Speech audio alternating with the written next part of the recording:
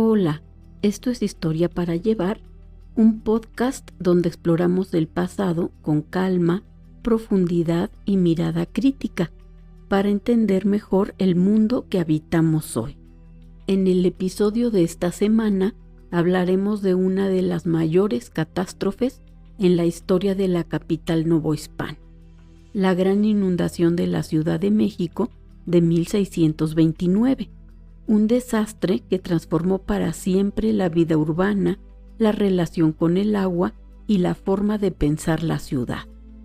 Acompáñame a sumergirnos, literalmente, en la historia de una ciudad que pasó años enteros bajo el agua. Hablar de la inundación de la Ciudad de México en 1629 no es hablar únicamente de un episodio climático extraordinario. Es hablar de una historia larga, de una relación conflictiva entre una ciudad, su entorno natural y un proyecto político, que desde sus orígenes se empeñó en transformar un paisaje sin comprenderlo del todo. La inundación fue el momento en que todas esas tensiones, acumuladas durante más de un siglo, estallaron, porque la Ciudad de México no se inundó de repente, se estaba inundando desde su fundación virreinal.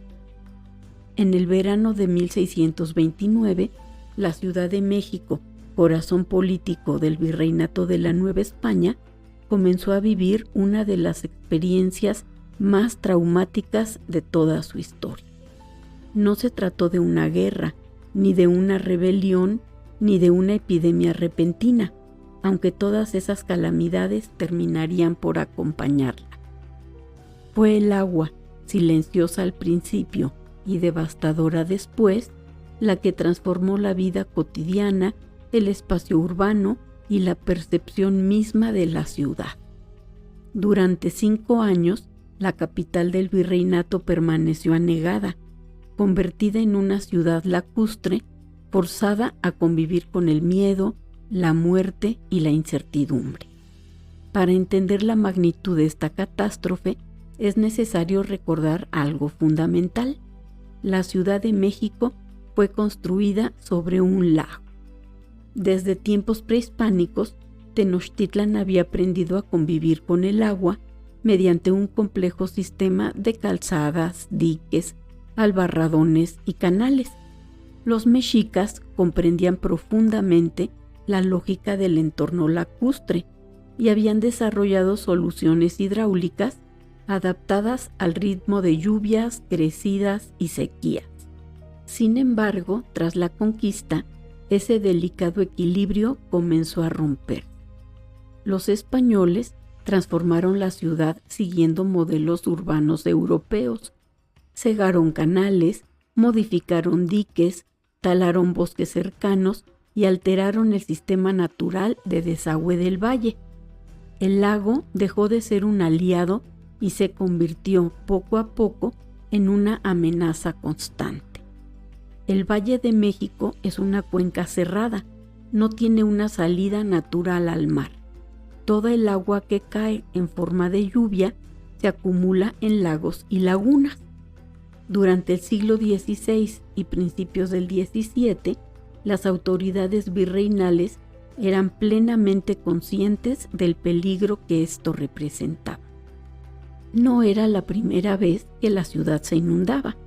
Ya había ocurrido en 1555, 1580 y 1604. Como respuesta, se impulsaron grandes obras hidráulicas, entre ellas el famoso desagüe de Huehuetoca, iniciado en 1607 bajo la dirección de Enrico Martínez.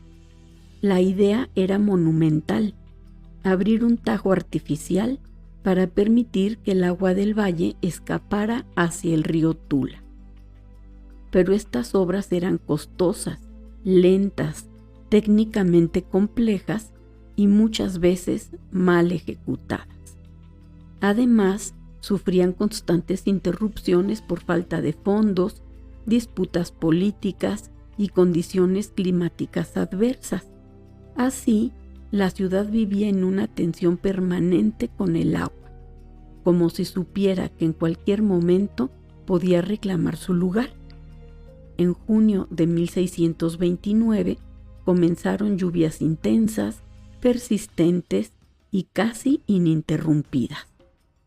No eran lluvias extraordinarias en sí mismas, pero sí prolongadas, y cayeron sobre un sistema hidráulico ya debilitado.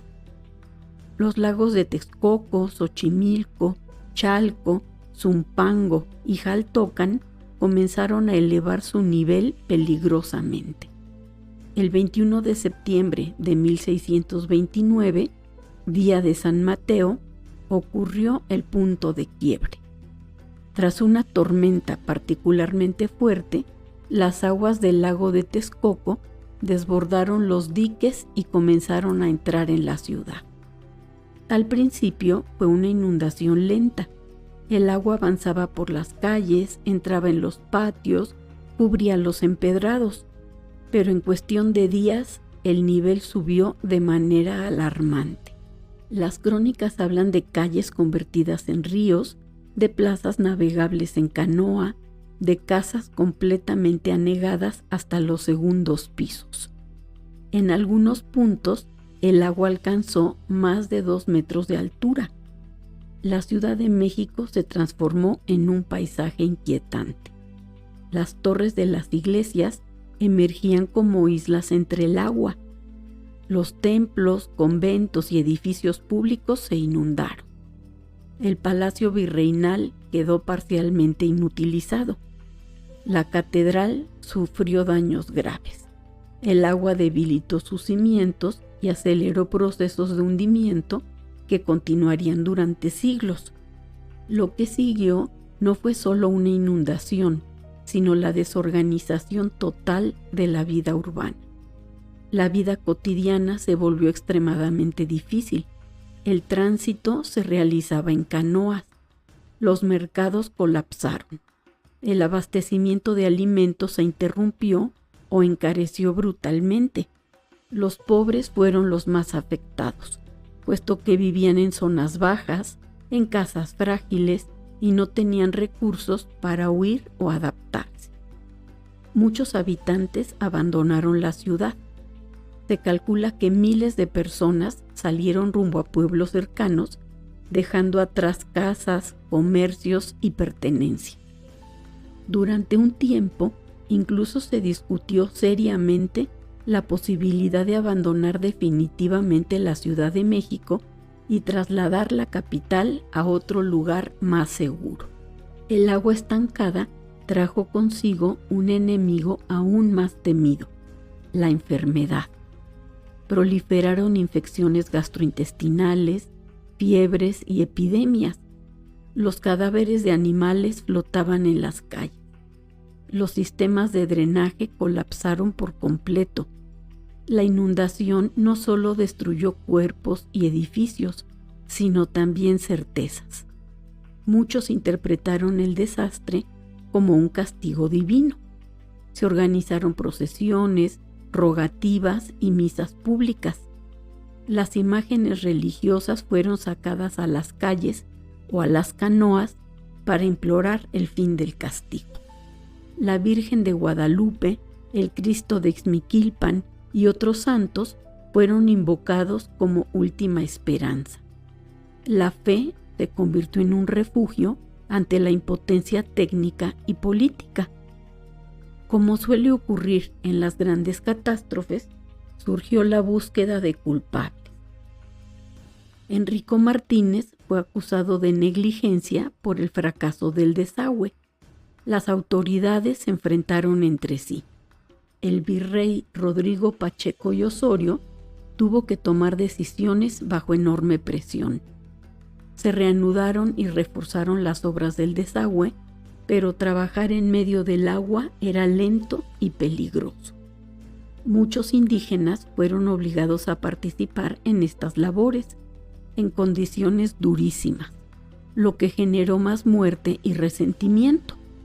Lo más impactante de esta inundación no fue solo su inicio, sino su duración. El agua no se retiró rápidamente. La ciudad permaneció parcialmente inundada hasta 1634. Durante esos años, la Ciudad de México aprendió a sobrevivir en condiciones extremas. Se elevaron pisos, se adaptaron viviendas, se normalizó el uso de canoas como transporte urbano. La inundación dejó una huella profunda en la memoria colectiva. Cambió la forma de pensar la ciudad, el territorio y la relación con la naturaleza. A partir de entonces, el control del agua se convirtió en una obsesión permanente del gobierno virreinal. Cuando el agua finalmente comenzó a retirarse, la ciudad ya era otra. Había perdido población, edificios y confianza. La inundación de 1629 marcó un antes y un después. Impulsó nuevas etapas del desagüe del valle, reforzó la idea de dominar la naturaleza a cualquier costo y consolidó una visión urbana que veía al agua como enemiga, no como parte del entorno. Esa mentalidad, heredada hasta nuestros días, explica en gran medida los problemas hídricos contemporáneos de la Ciudad de México. Paradójicamente, una ciudad nacida del agua pasó siglos intentando expulsarla. La gran inundación de 1629 no fue solo un desastre natural, fue el resultado de decisiones humanas, de choques culturales, de ambición, de desconocimiento y de una relación conflictiva con el medio ambiente. Fue una tragedia lenta, prolongada y profundamente transformadora. Cuando hoy caminamos por las calles de la Ciudad de México, cuando vemos hundimientos, grietas o inundaciones recurrentes, estamos mirando los ecos de aquella ciudad sumergida del siglo XVII.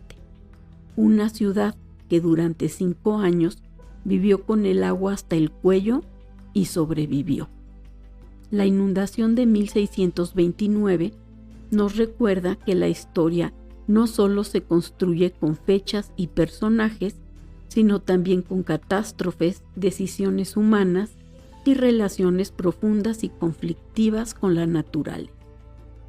Pensar aquella ciudad anegada del siglo XVII es también pensar la Ciudad de México hoy, sus hundimientos, sus inundaciones y sus viejos problemas no resueltos. Gracias por escuchar Historia para Llevar, un espacio para mirar el pasado con atención y comprender el presente con mayor claridad. Yo soy Lupita y nos escuchamos en el próximo episodio.